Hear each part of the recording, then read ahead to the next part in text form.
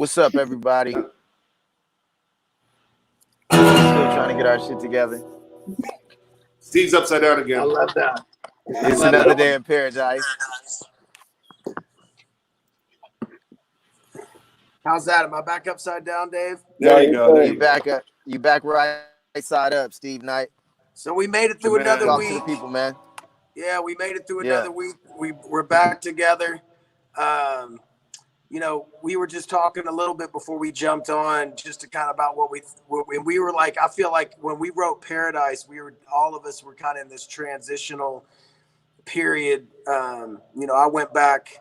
I had fallen right on my face with addiction, and I'll never forget it, dude. I went home and I dried out for, I don't know, however long it was, maybe 9 months to a year, and in that time it was kind of crazy.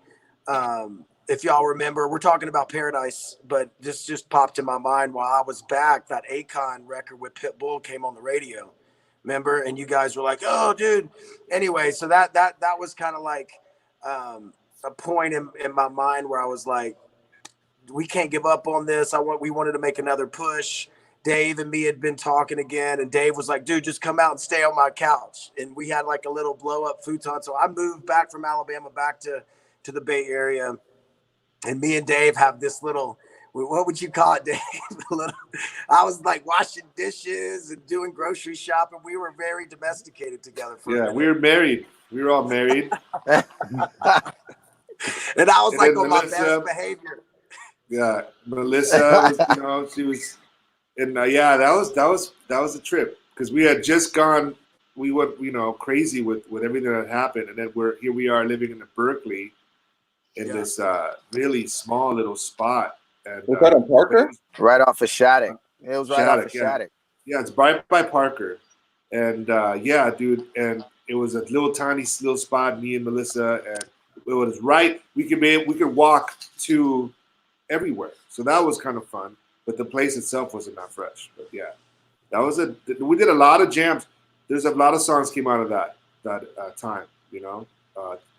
Just we were all trying to write stuff, and there's a lot of things came up from that little apartment. I had a little M box or whatever. So yeah, We man, made what a hella trip. songs. Hella songs. We did hella songs in that apartment. We did hella songs down at Soundwave. The other Soundwave. What was that? 21st and Filbert Yeah, 21st and Union. in West Oakland? Yeah. 21st and Union. Yeah. Like we did hella songs, man. And we were in this position where like social media wasn't lit the way it is now, where we could just drop songs and they go straight to the people. Like the songs we were making, they had to go through the label, for the second album. And the label was like, nah, we don't like this, we don't like that. And we were just producing, trying to get it cracking, man. And all the stuff, all the personal shit we were going through at the time. My little brother Rick Lav had just died like the year before. Like it was just crazy. It was crazy. And like a couple months after Lav died, one of our biggest fans, my childhood friend Jimmy Quintero, he got murdered. And remember that? Yeah. He was a Brinks truck guard, man. And Jimmy used to be at all our shows. Jimmy, Ricky, we grew up with this Mexican family, man. And they were hella cool, man. We used to do everything together. And Jimmy was one of them, man. And he was at all our shows. He had been to the Marines, and he was a Brinks truck guard, and his partner actually set him up, man. And he got shot in the head. So it's like we suffered 2 deaths of 2 of our biggest fans and family members within like 2 months. And the push overseas wasn't working. We had all types of internal craziness going on. Like Steve said, addiction had got him. And, we were just, we were kind of like spinning out of control, man. But one thing we did was we continued to make music. And we kept producing, trying to, climb up through the darkness, trying to swim up through the murkiness and get back to the light, get back to the surface. But there was a middleman. There were all these different people that controlled what got to the people. We make the music, but then there's this corridor that the music has to go through in order to get to the people. It wasn't like now where we could just go live and be like, look, this is the new shit we just made, or just drop stuff and be like, this is the new shit we just made. And, you know, in retrospect, man, it would have been good to just hop in the van and say, fuck it, and just go around and just, you know, grow it ourselves, man, and make it happen. But like I said, man, we were like spiraling in 3 different directions at the time and trying to hold on. So the name of the song is Paradise, but you know, it's one of those flip side things where, you know, it's, you know, we present it as the opposite of what it really is. And it's like the name of the song is Paradise, but if you listen to the lyrics, you see it's nothing but.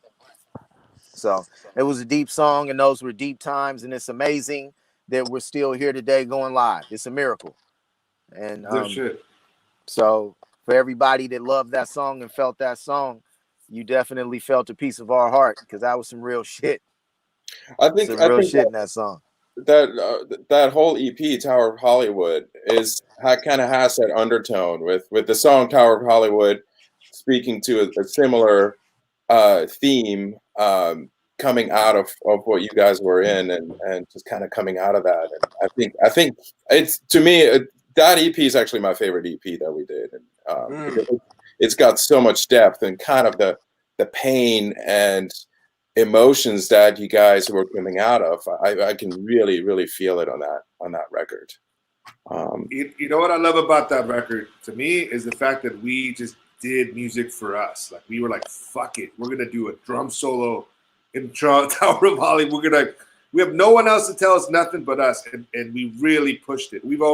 That's what makes me so proud of being in our band, is that we do crazy shit like that drum solo, Tower of Hollywood, the guitar solo. I mean, it's just so much experimental stuff, and we were like tied down. Like, we have to do it this way. This is what you gotta. This is your lane. This is your thing. Those 2 EPs were like, we're gonna do whatever the fuck we want to do, and we're gonna and then you hear it. You hear a band that's just like, it's built up and putting it out. So, looking at Paradise, it's a long song, and I remember us talking about, do we need to cut it down? And actually, we did do an edit at some point. But in the end, what ended up on the record was the original length, because we felt like every part of the song kind of has a right to be there. And you just, I feel like once you kind of get into the groove of the song and into that mood, it's hard to leave. And that's always how I felt about it, that I don't want it to be shorter. I want to hear the whole thing, and it goes through a lot of emotions and throughout the track. And that's kind of one of the things too. I mean, I'm sure a label would have told us, hey, you got to cut that down to 4 minutes. You can't have it at whatever 5.5 or whatever it is, 5 minutes. But it's perfect. It's perfect just the way it is. Yeah. You know, it's like it feels perfect. Yeah, man, it's a Let's great listen song. to Go ahead, Pipe. No, what I was talking about was like when the idea of the song was originally created, like we were still on the label, you know. So, but when we made the EP Tower of Hollywood, that was straight independent, and that was some years later. That was a few years later. So I just wanted to clarify that. Yeah. Go ahead, slap that shit, man. Hey, I'm not quite ready. How do I do I just remember Dave, the guy your buddy down at the pawn shop, he just kept saying, everybody's got a price to pay to live another day in paradise. That was like another day in paradise. That's Uncle Ralph. Yeah. Uncle Ralph's favorite song. I remember him always saying that. He's like, "What'd you mean?" Or he tried to talk to me about it, or I don't remember. I just remember. He used to ask, "How is muddy water hard to breathe, or dirty water's hard to breathe, or you know?" So what does that mean? And you're like, whatever. Yeah, he loved that song. It reminded him of Riders of the Storm from back in the old country kind of, and it's got that old. And then of course, yeah, he, you know, that was the best part of that gig was Uncle Ralph. So he was, you know, he loved this thing. So yeah, the dirty water's just that dope. It's that gasoline. Dirty water. Yee. Rachel, are you ready? I want everybody to know. Go ahead. Share audio. Let's talk to some people. Vitaly, when can we hear your new album? We have a new single coming out on May 15. New song coming out. What's it called? May 15, yeah. N to the D. From Chile. Hola, weón. That's my cousin from Chile. Hola, po. Viva el culo, culo. Let me see. There's a team in Chile, a soccer team called Colo Colo. My Nice. cousin is obsessed with. That's his team. Like he's got like my team. So I always call them Culo Culo. He doesn't like that shit. It's not funny. Yes. Can you guys I hear do that? love that guitar tone when it pops in. Let me. Yeah, my sound is fucked up. I'm gonna have to drive to another location. I'll get out and walk.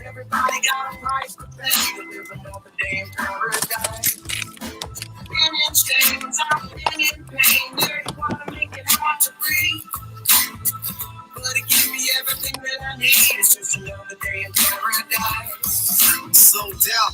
$100 a ticket. Stadium's packed. System is wicked. The sun's wicked. So what's missing? I'm looking in the mirror, blood dripping from the spirit. I'm above bitch. Another day. I love Piper's cadence on this. Oh, dude.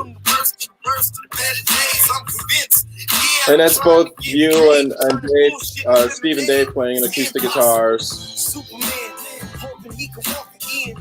Amnesia, afraid of the dark again. Walk again. Oh, we lost time. There he is. Sometimes paradise is nice, it's nothing nice. It's the next man's destiny. Cost your life to each his own. Find your own path in life. You never know, you might have wrote your last rap tonight. Come on. I've been dead and I've been gone. Lost souls just fading away. Where's Piper? He's there. He's coming back. Okay, there he is.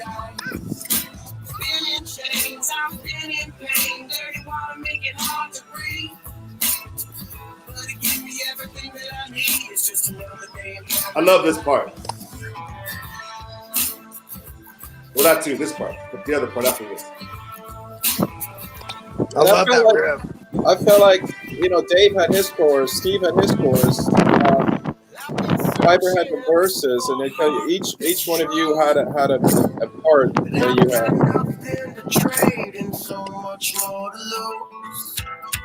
Lord knows when they lay me down, I'll rise right back again. I've nothing to lose and so much more to win. Let me tell you now, I'm not afraid. There's no pain, cause I shatter my chains and just let go. I'm not afraid. There's no pain if you're feeling the pain. I'm not afraid. There's no pain, cause I shatter my chains. Yeah, probably felt right this part.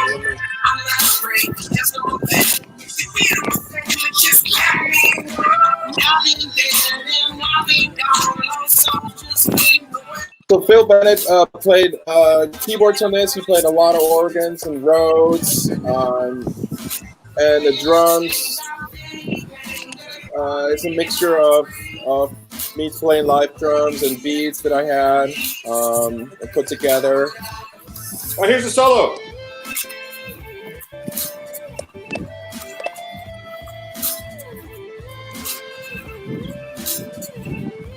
There. This is straight up John Mayer, World of Change. I was thinking, I want to do a John Mayer solo. And of course, it doesn't sound nothing like John Mayer, but that was my fight.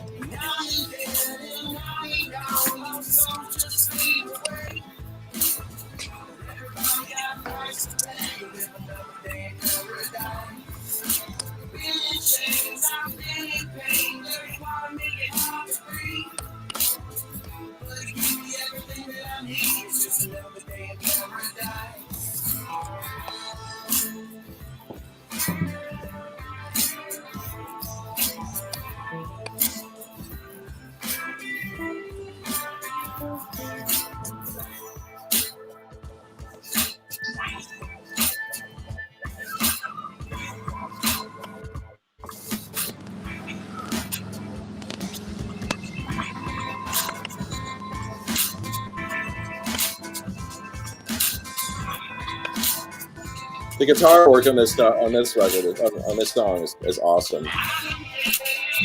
I agree. Thank you, and I agree.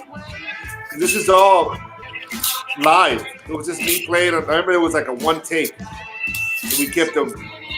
All that stuff wasn't like. It was all like from that jam. You remember This part here.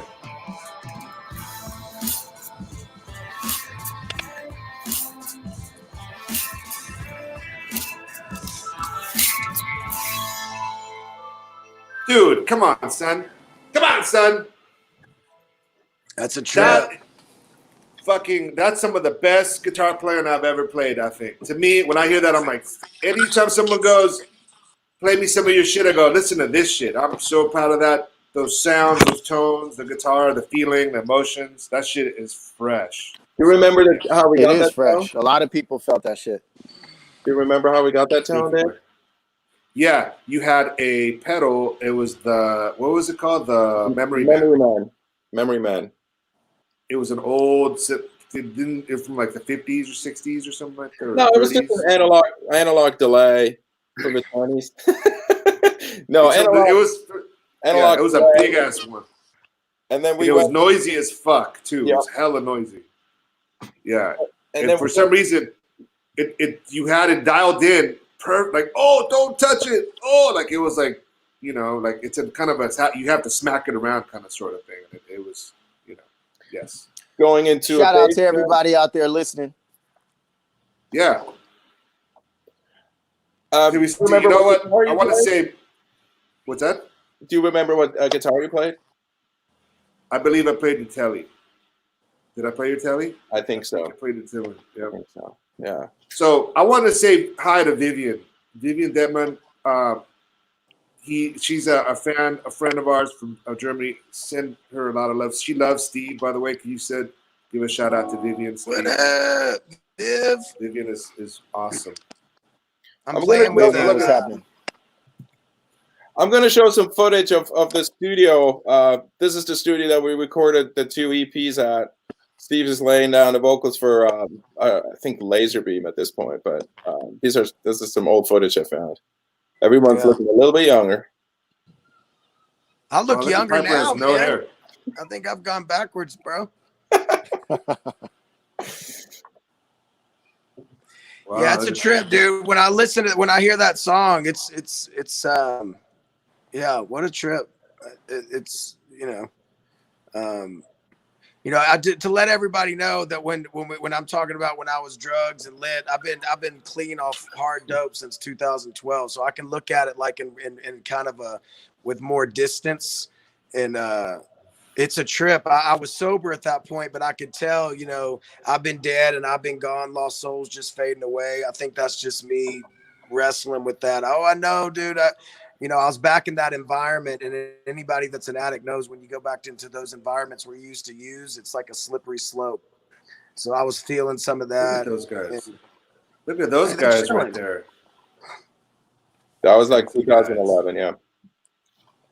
But I want to tell anybody that watches this or any fans that's watching, if y'all struggling with addiction, hit me up on a private message. I'll share and walk you through my whole story, dude. It's, Piper used the word miracle earlier. It's kind of like one of those deals where it's like, it takes some extraordinary other forces coming into your life where you can get off some of that stuff. So that's what Flipsyde, we talk about our lives, man, and that's something I'm proud of, like overcoming that part of my life. I can look back at it and listen to those songs. When I first got sober, I used to tell everybody, now I don't really talk about it as much because it gets further and further and further away. But if anybody's out there that's struggling with that stuff, do a private message to us, and I'll get on the phone with you and talk you through that stuff, because it's, it ain't easy, man. A lot of relapses, a lot of 2 steps forward, 1 step back type deals. So hang in there. Right on. Oh, Real Steve, talk. I love you, Bubba. I love you for that. See, Yeah, we saw the whole That's what music's transformation for. up close too, man. So we saw that. We saw that shit, man. I remember being at the Oh God video shoot, and Steve was struggling. He said the rabbit. Piper said, "You got the rabbit Man, face on." I was like, nah, it was the opposite. Nah, man, the opposite. rabbit was earlier on, man. But like at the Oh God video shoot, man, that was the dirty water. And I remember talking to you. We were on the roof at Soundwave at 21st and Union. We were shooting that scene. And I remember you looked at me and you were like, man, I used to be a happy dude. And it was like, damn, dude, I was looking into your eyes. It's like, whoa.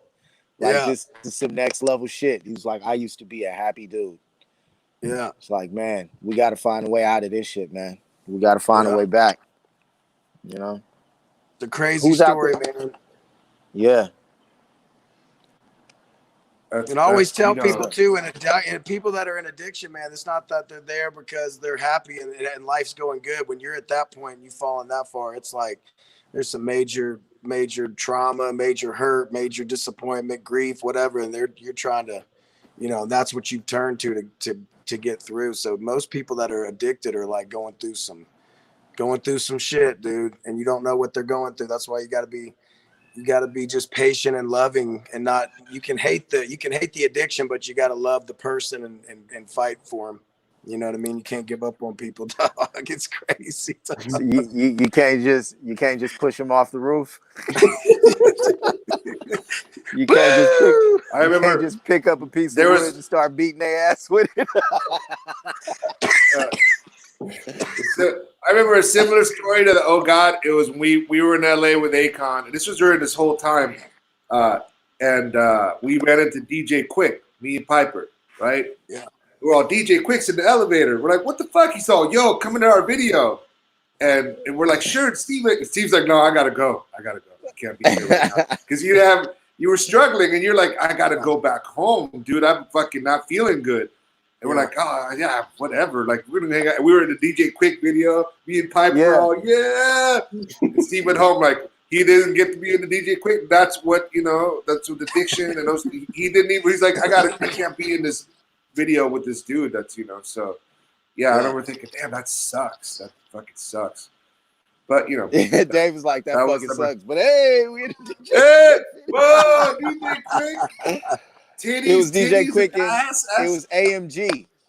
Yeah. AMG used to be a fool back in the day. It ain't nothing like Black on my word to the motherfucking DJ Quick. That was AMG, man.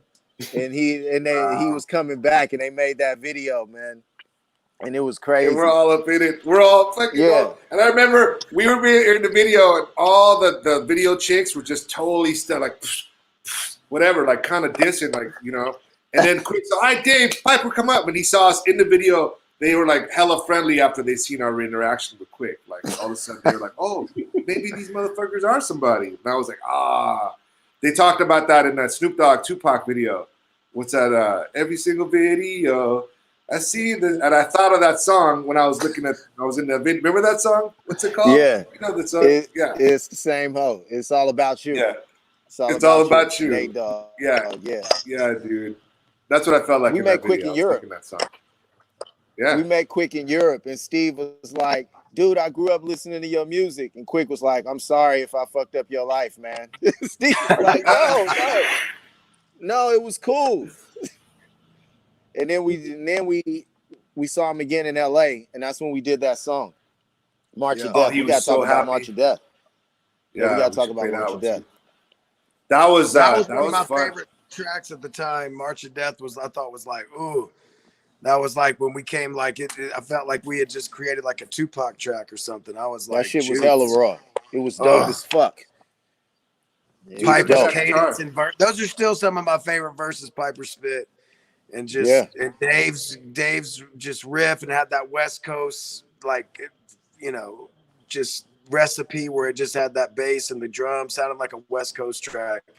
And we, it wasn't commercial, but that was one of my favorite tracks. I think that was one of my buddy Peter's favorite tracks too. Anyways, the shit was hard as fuck, man. It should have came out. Yeah, I like this video. That long hair. Look at Dave, dude. Yeah, Dave rocking out. Yeah. What are you playing? What is he playing in this video? He's playing Laser Beam. Laser Beam, yeah. No, rocking out the Laser Beam. Yeah. Now that's it. Is that the old school Rayto studio, or is it the new Rayto? That's the old school one. Oh, that's old school. Yeah, that's old school. T-House, and here's Rayto has all these weird ass pictures on the wall, like they could be out of a horror film. Like some little like white kids in Sweden from 1910 standing in front of a school like with big foreheads and shit. It reminds me of like the girls in The Shining. If you've seen The Shining, where they're like, Danny, come and play. Rayto has all these pictures on the wall, man. Like Twilight Zone. That's fun. So let me read. I'm gonna read this our buddy Sergey Varderayan. Greetings from Bulgaria, guys. Bulgaria. I grew up with We the People. I grew up with We the People album. Oh, there it is. You guys, there it is. Yeah. God damn it, Rayto. I Some remember hearing it unexpectedly on the local radio and just crying. Oh man, that's what's up. Sergey. Whoa, Sergey. Sergey. We love you, bro. Vardavarian. Sergey Vardavarian. Yeah, one love, bro. That's what's up, awesome. man. Thanks for listening. That. Yeah. Thanks for listening, man. That's awesome. Someday got around, man. Someday was on the Olympics. It was on Sunday Night Football. Was it on Sunday Night Football, or was that a different song? Well, that was Flipside. We rewrote, okay. we flipped the lyrics and did Flipside. Yeah, well, Someday got played, man, from the United States all the way to Italy, man. Festival bar. Yeah, it was dope. And it's a trip, man, because a song that you write like at 2 a.m, eating old Chinese food on Steve's birthday. You know what I'm saying? Like we wrote that like it was on a late night. And yeah, we're gonna have to do a whole session talk about that one. Yeah. So that's dope, man. Somebody's named Sergey in Bulgaria is feeling it. So right on, man. One love. We appreciate it. Shit. When we do the Someday one, I got the original 2 tracks that we gave Urbano and Reto. We should play that. You guys haven't heard that shit.